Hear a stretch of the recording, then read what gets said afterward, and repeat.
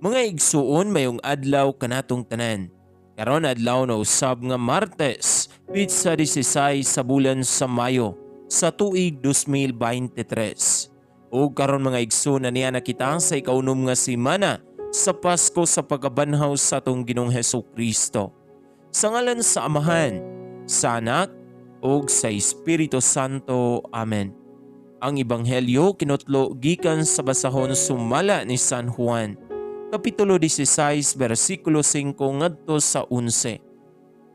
Si Jesus mingon sa mga tinunan, "Og karon moadto ako sa nagpadala kanako. Apan walay usa ka ninyo nga nangutana kanako kun asa ako paingon. Og karon nga gisultihan ko na kamo, nasubo kamo.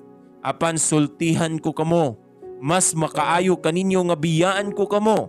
Kay kun dili mo anhi kaninyo ang manlalaban. Apan kun mobiya ako, ipadala ko siya kaninyo og inagabot niya iyang pailhon ang mga tao sa kalibutan, mahitungod sa ilang sala, og sa pagkamatarong, og sa silot sa Dios.